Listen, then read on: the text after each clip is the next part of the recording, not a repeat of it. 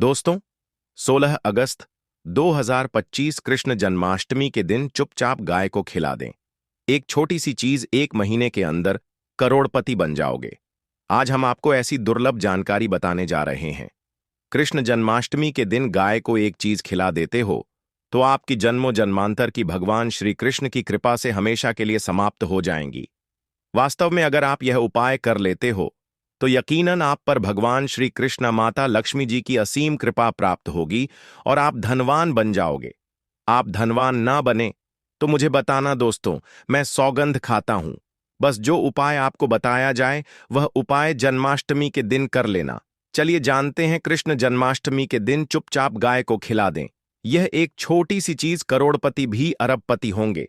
सभी संकट और आसान से मुक्ति, मृत्युदंड, पितृदोष तुरंत होगा। पूरे साल आपके भरे रहेंगे। अन्य धन के भंडार यूं कहें कि आपकी साथ पूछते तक करेंगी। रूपों पैसों पर राज बैंक बैलेंस बढ़ता चला जाएगा। आपके घर में वेतन है, वह कभी खर्च नहीं होगा और बढ़ता ही जाएगा। सभी दुख, दर्द, संकट, कष्ट दूर हो जाएंगे दूर, और सभी सुख आपके कदमों में आ जाएंगे। सभी सुख आपके कदम चूमेगी। यदि आप यह एक छोटी और खास चीज जन्माष्टमी के दिन चुपचाप गाय को खिला देते हैं तो तत्काल गरीबी आपके जीवन से खत्म हो जाएगी। योग से राजा बन जाता है और 33 कोटि देवी देवताओं को धारण करने वाली गौ माता की असीम कृपा व्यक्ति पर आजीवन बसती है। भगवान श्री कृष्ण माता लक्ष्मी की कृपा से व्यक्ति के घर में कभी भी अन्य धन वस्त्र की कमी नहीं होती। अन्य धन के भंडार व्यक्ति के घर में भरे रहते हैं। जन्माष्टमी के दिन गाय का यह उपाय करने से व्यक्ति के जीवन से तत्काल गरीबी खत्म हो जाती है। तो दोस्तों, कौन कौन से बेगौ माता से जुड़े खास और महत्वपूर्ण उपाय हैं जिन्हें यदि जन्माष्टमी के दिन कर लेते हैं? तो दोस्तों, गाय का उपाय बताने से पहले मैं आपको जन्माष्टमी पूजा के बारे में थोड़ा सा जानकारी दे देता हूं कि जन्माष्टमी का व्रत कब रखा जाएगा और जन्माष्टमी कब मनाई जाएगी। पूजा का शुभ मुहूर्त क्या है? पंचांग मुताबिक हर साल श्री कृष्ण जन्माष्टमी भादो मास के कृष्ण पक्ष की अष्टमी तिथि को मनाए जाने का विधान है। इस दिन भगवान श्री कृष्ण जन्मोत्सव होता है। आपको बता दें कि भगवान श्री कृष्ण के जन्म के समय अष्टमी तिथि रोहिणी नक्षत्र, लग्न वृषभ राशि और बुधवार का दिन था। वहीं भगवान का जन्म मध्य रात्रि को हुआ था। इस दिन श्री कृष्ण के बाल स्वरूप लड्डू गोपाल के रूप में उनकी मूर्ति का पूजन करना शुभ होता है। इस साल जन्माष्टमी का पर्व 16 अगस्त को मनाया जाएगा। साथ ही इस दिन सर्वार्थ सिद्धि और अमृत सिद्धि योग बन रहा है, जिससे इस दिन का महत्व और भी बढ़ गया है। आइए जानते हैं तिथि और शुभ मुहूर्त। कृष्ण जन्माष्टमी तिथि 2025 पंचांग के मुताबिक 15 अगस्त को देर रात 11:48 पर भाद्रपद माह के कृष्ण पक्ष की अष्टमी तिथि आरंभ होगी। वहीं 16 अगस्त को रात 9:35 पर अष्टमी तिथि का अंत होगा। भगवान कृष्ण का जन्म मध्य रात्रि में हुआ है, इसके लिए भगवान कृष्ण का जन्मोत्सव मध्य रात्रि में मनाया जाता है। शास्त्रों के अनुसार श्री कृष्ण जन्माष्टमी पर भगवान कृष्ण मथुरा नगरी में राजकुमारी देवकी और उनके पति वासुदेव के 8वें पुत्र के रूप में अवतरित हुए थे। मान्यता है कि जो व्यक्ति कृष्ण जन्माष्टमी का व्रत रखकर पूजा अर्चना करते हैं, उनकी सभी मनोकामनाएं पूर्ण होती हैं। साथ ही कृष्ण जन्माष्टमी पर भगवान कृष्ण की आराधना करने से सुख समृद्धि की प्राप्ति होती है। साथ ही जन्माष्टमी का व्रत रखने से व्यक्ति को अक्षय पुण्य की प्राप्ति होती है। वहीं इस दिन लोग भजन कीर्तन करते हैं और जन्मोत्सव मनाते हैं। इस दिन के लिए मंदिरों को विशेष तौर पर सजाया जाता है। वहीं महाराष्ट्र में जन्माष्टमी के दिन दही हांडी का आयोजन किया जाता है, जो भगवान कृष्ण के बचपन की लीलाओं का प्रतीक है। जन्माष्टमी के दिन गाय को एक छोटी सी चीज खिला देते हो, बिना किसी को बताएं तो यकीन मानिए दोस्तों, करोड़पति बनने से विधाता भी नहीं रोक सकता। भगवान श्री कृष्ण को प्रिया गौ माता को कुछ न कुछ जरूर ही खिलते हैं। इससे मनुष्य के जन्मों जन्म अंतर की गरीबी हमेशा के लिए नष्ट हो जाती है। दोस्तों, जिस दिन का इंतजार पूरे साल भर से दुनिया भर के हर पंडित, एस्ट्रोलॉजर और हर हिंदू भाई हैं को रहता है, वह दिन अब आ गया है, क्योंकि यह दिन साल में एक ही बार आता है, न कि बार बार। जो दोस्तों आपकी जानकारी के लिए बता दें, हिंदू धर्म में जन्माष्टमी को बहुत ही धूमधाम से मनाया जाता है। प्रकृति भी जन्माष्टमी के आने का स्वागत करती है। चारों तरफ हरियाली ही हरियाली, महिलाएं पेड़ पर झूला डालकर झूला झूलती हैं। सभी तरफ एक अलग ही दिव्य वातावरण फैला होता है, जो कि प्यार की सौगात है। यह जन्माष्टमी प्यार की सौगात को लेकर आता है, इसलिए इस महीने को प्यार का महीना भी बोलते हैं। सुहागन महिलाएं जन्माष्टमी का व्रत रखती हैं। इसी के साथ साथ कुंवारी कन्याएं और पुरुष भी इस व्रत को रखते हैं और इसमें सबसे पहले भगवान श्री कृष्ण की पूजा की जाती है, माता लक्ष्मी की पूजा की जाती है, देवी देवताओं की पूजा की जाती है और जो भोग बनाया जाता है वह भगवान श्री कृष्ण को भोग लगाया जाता है और गौ माता की पूजा की जाती है। लेकिन इनमें सबसे ज्यादा महत्व जन्माष्टमी का माना जाता है। शास्त्रों में, वेद पुराणों में साफ साफ लिखा हुआ जन्माष्टमी का व्रत भगवान श्री कृष्ण तथा माता लक्ष्मी जी का आशीर्वाद प्राप्त करने का सबसे सुनहरा दिन होता है। इस दिन भगवान श्री कृष्ण बहुत ही ज्यादा प्रसन्न मुद्रा में होते हैं और अपने दोनों हाथों से अपने भक्तों पर कृपा बरसाते हैं। एक तरफ दोस्तों मान्यता है जन्माष्टमी के दिन जो सूर्य होता है वह अन्य दिनों के मुकाबले सबसे ज्यादा प्रकाशमान होता है। जन्माष्टमी के दिन सूर्य देवता को आगे दिया जाता है। महिलाएं जन्माष्टमी का व्रत पूर्ण जन्म में किए हुए पापों से मुक्ति पाने के लिए, संतान प्राप्ति के लिए व्रत रखती है। दोस्तों, अगर आप नहीं जानते तो आपकी जानकारी के लिए बता दें, एक व्यक्ति की कुंडली में अगर चंद्र ग्रह की स्थिति अच्छी है तो उसे व्यक्ति का भाग्य हमेशा उसका साथ देता है। वह व्यक्ति जिस कार्य को भी शुरू करता है उसे कार्य में उसको सफलता प्राप्त होती है। इसीलिए जन्माष्टमी को हमारे हिंदू धर्म में बहुत ही ज्यादा विशेष और खास महत्व दिया गया है। आप लोगों की जानकारी के लिए बता दें, जन्माष्टमी के दिन 52 तरीके के शुभ योग बन रहे हैं। कई सालों के बाद सूर्य का प्रकाश इतना प्रकाशमान होगा जितना कभी नहीं हुआ। 31 साल में ऐसा दुर्लभ संयोग बनने जा रहा है। लक्ष्मी योग, ग्रह योग, नक्षत्र योग, अमृत सिद्ध योग जैसे शुभ योग का निर्माण हो रहा है।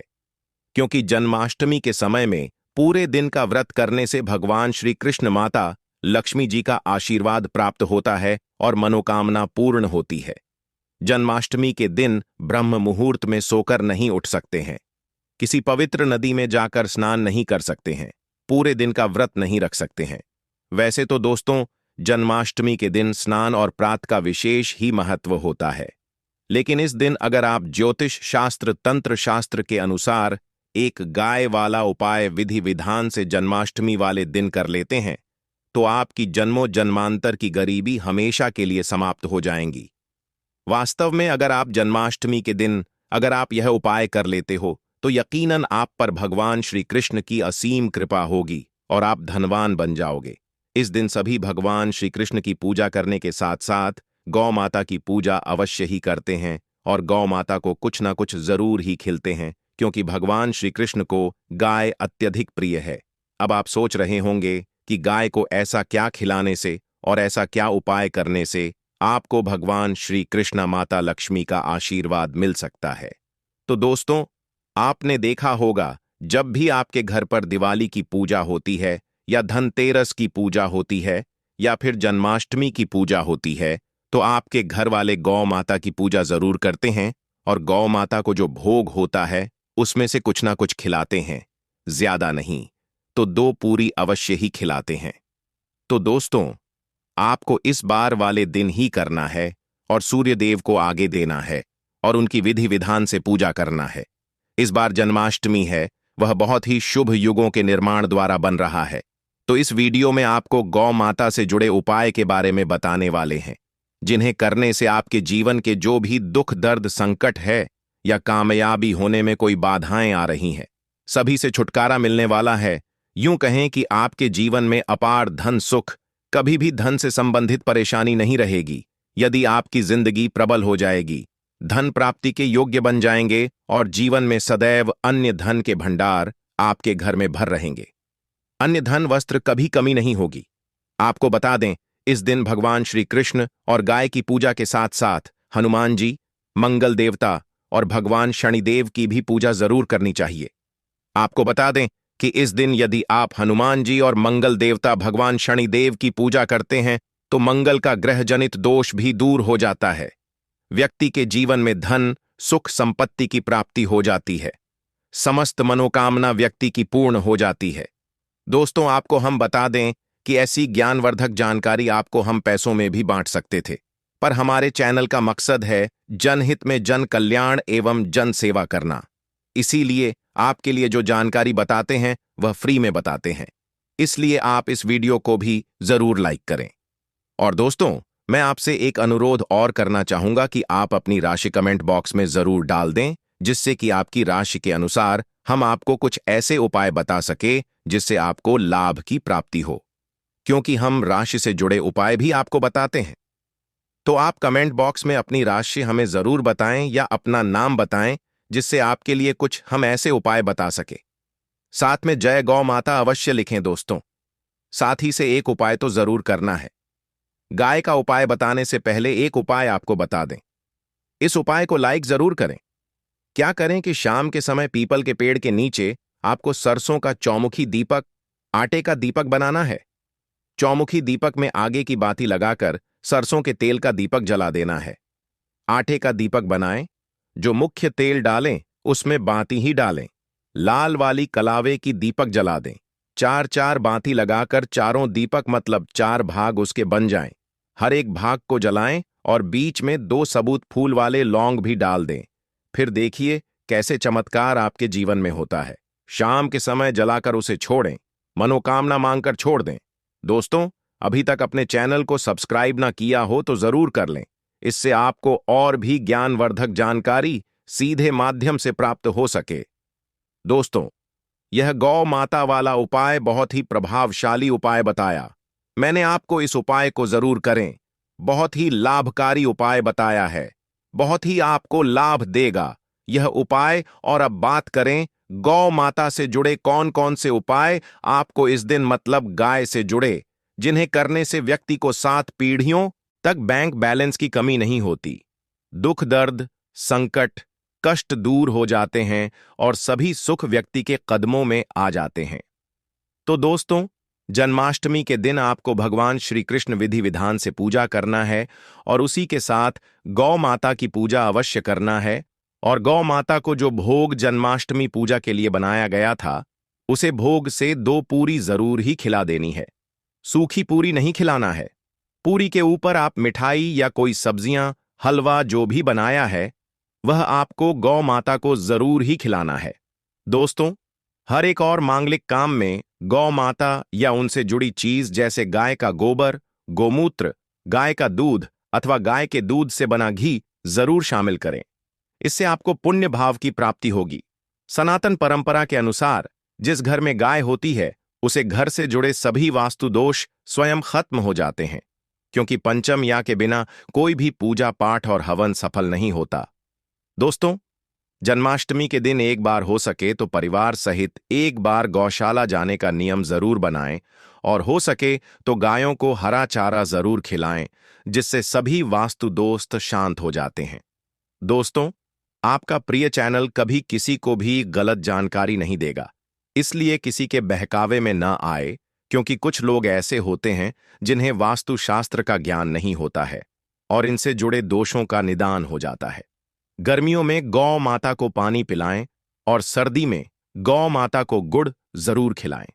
ध्यान रखें कि जन्माष्टमी वाले दिन गौ माता को गुड़ जरूर ही खिलाना है। गर्मियों में गाय को गोद न खिलाए। अनेक देवी देवताओं को अपने शरीर पर धारण करने वाली गौ माता से जुड़े कई शुभ और अशुभ संकेत भी होते हैं। मतलब गाय का दूध दुहते समय यदि गाय ठोकर मार दें और सारा दूध बिखर जाए तो अपशगुन होता है। यदि कोई यात्रा पर निकल रहा हो, वह यात्रा जरूर ही सफल होती है। पर और गाय अपने बछड़े को दूध पिलाती सामने आ जाए तो निश्चित रूप से कि यात्रा के लिए आप निकले हैं, वह यात्रा आपकी जरूर ही सफल होगी और वह जिसके लिए आप निकले हैं वह जरूर ही यात्रा पर जाते समय गाय की आवाज आना और रात्रि में गाय की हुंकार करना भी शुभ होता है। दोस्तों, साथ ही साथ गाय के साथ आप भूल कर भी यह काम न करें, अन्यथा मिलता है। जी हां दोस्तों, गाय को राष्ट्रीय पशु बनाए जाने और इन्हें मौलिक अधिकार दिए जाने की बात हो रही है।